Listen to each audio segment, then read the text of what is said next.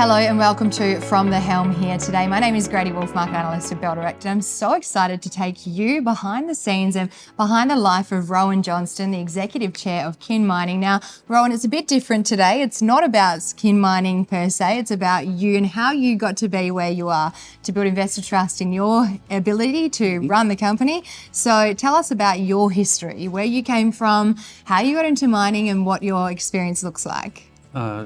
I hope we've got a lot of time. It's a long story. A shortened version. I come from a mining family. My father is a geologist. He worked with Western Mining for 40 odd years. Yep. My grandfather was also mining in Europe. So I didn't have a lot of choice, although my parents did try to persuade me out of mining. And after I left high school in Perth, I went to the Kalgoorlie School of Mines. Oh, wow. So I went straight into the School of Mines, did the first year, studied really well. Then I had too much fun. Oh, so standard second year uni student, right? Second year uni student, and then I went to work underground. So I worked underground for a little while, for 2 years, underground at the Golden Mile in Kalgoorlie. And during that time, I actually went back and did nighttime studies for surveying. Oh, wow. So I actually got a surveying degree in the, it must have been the early 80s, mid 80s. Yeah. I got a surveying degree. Then I went back into the industry again. Worked a little bit there and got a mature age scholarship to go back to the School of Mines and finished my mining engineering degree in 93. Wow. So it took me 13 years to graduate as a mining engineer. Yeah. A lot of things on the way in between. But you collected experience along the way, and I think it's safe to say investors have a lot of confidence in you, in your ability to know exactly what cycle we're in and how to operate. Now, talking about mining, gold, Kin Mining is gold. Now, gold has had, I'm sure you've seen over the years, a lot of fluctuations in the price, a lot of demand, supply, disruptions to equilibrium, really. And so looking forward, we're now at record high gold prices. How does that, in your perspective, play into the Kin Mining operations and the commodity cycle and market in general? A really interesting question. It really does change quite a lot.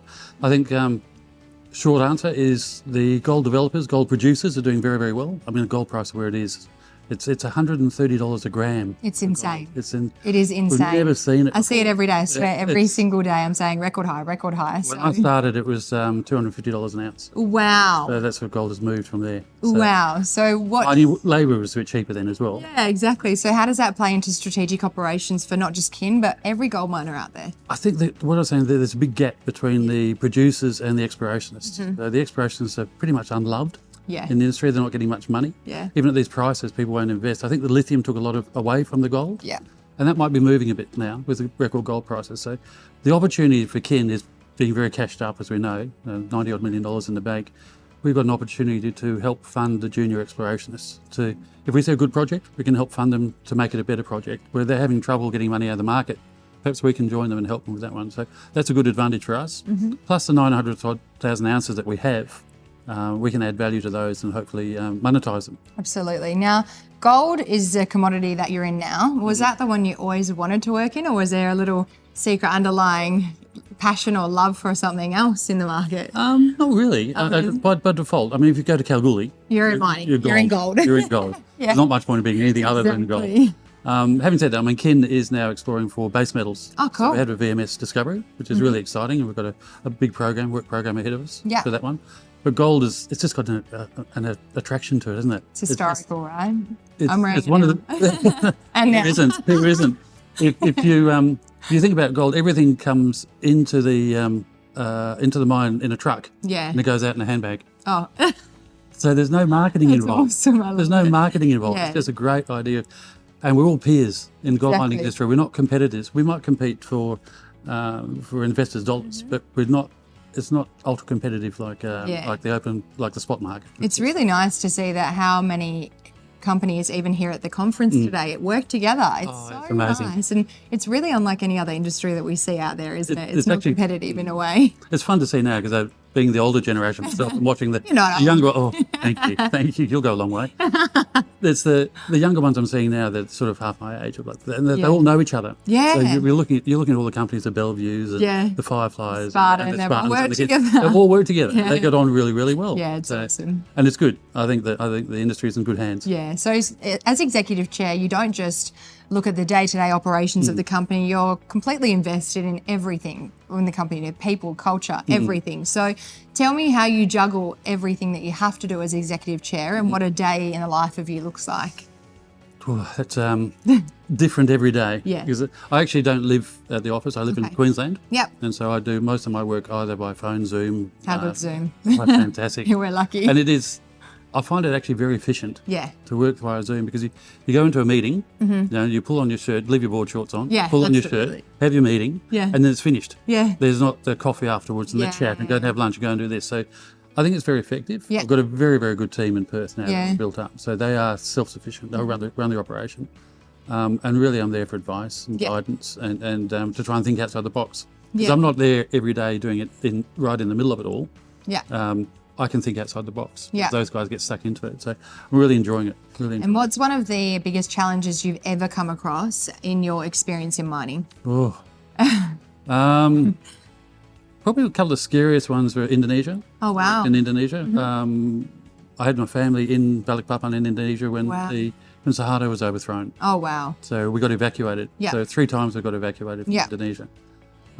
They got a bit touch and go. Probably the worst one was watching explosives used to come up to the mine site in Indonesia on a barge. So they had 600 tonne of explosives on the barge. And about halfway up the river, it was all army and police that were guarding it. They just decided to stop and have a coffee at one of the bases, and they pulled the barge onto the edge of the river. Oh, my gosh. The river went down, and the barge was stuck on the site. So all these explosives were starting to slide off. Oh, no. They thought in their wisdom, we better get it off. So they got an oxyacetylene kit and started cutting holes in the side of explosives. So we just ran. I would just ran. All the expats just took off. We don't know. Yeah, that's a them problem, right? Yeah, that never made it to the papers, no. I'm glad it did not, because a lot of people might have been scared, but we're glad you're here today with us. Now, for any investor who might be considering investing in kin mining, why should they take your experience and credibility as part of the investment decision? That's a good point. I try to present, when I present, I try to say, I ask people why they want to invest. They tell me, why should I invest in you? Yeah. Turn it around. What do you want to invest in? So people, price and platform. So there's 3 Ps. So you've got to trust the people you work with. You've got to have the right price, otherwise you're not going to do it. And you've got to have the right platform. So people is the first one. And I think you've got to look at the track record of people, where they've gone, what they've done, and have they succeeded. So it's always hard to blow your own trumpet. As Australians, we're not very good at talking what we do well. Absolutely. But I have had quite a bit of success with, over the last sort of 14 years corporately. I've been involved in 6 mergers. Wow. All of them value accretive. You're the merger man. Well, the best way, my job is to make myself redundant. I've made more money out of redundancies than I do out of working for companies. Oh, I like redundancies that it's a success, isn't it? Somebody else wants the job more than you do. Yeah, and it's the way. The art of management's delegation. Exactly. So I've had a lot of success in doing that. So. Yeah. So you're the right man for the job. Absolutely. And that's what we like to hear. Couldn't find better. Now then, I agree. Now the next 12 months, we can't let you go before a quick question about the next 12 months. What does the rest of 2024 have in store for kin mining? Well, as I mentioned previously, we've made a VMS discovery. So we're extremely well cashed up. So this is the first time I've worked in a junior gold company where we don't have a going concern by the auditors. It's the first time we're potentially having to look at pay tax. Oh, wow. Which for a junior exploration company is unbelievable. Wow. We don't, because we've got quite a lot of tax carry forward. Yeah. So, but it's a topic we had to bring up in the audit committee. Do we pay tax? So for kin, we've got the VMS exploration. So we've got about $3 million we're going to spend over the next 9 months onto VMS exploration, looking for the base metals deposit. We've got 900,000 ounces of gold, which we need to value add to. So that's another program going. So that's 2 of the 4 prongs. The third one is we're going to look for M&A opportunities in the Leonora-Laverton area, because those are, obviously there's some holes in some mills up there that need filling. So hopefully we can make it more attractive to treat our dirt than somebody else's dirt. And the fourth one is sort of nationwide M&A work. So there's an opportunity for us with cash at bank, and I keep saying it because it's very rare. It's rare. It's very rare that we can look at other opportunities around the place. And as we spoke of earlier, the industry is suffering, the junior industry is suffering from lack of funds. So that provides us with some fantastic opportunities. They can come after your pocket. Absolutely. I have a drawer full of steak knives. Rowan, thank you so much for your time Pleasure. today. And we're very excited with kin mining and what's in store for you and kin mining over the next 12 months. Fantastic.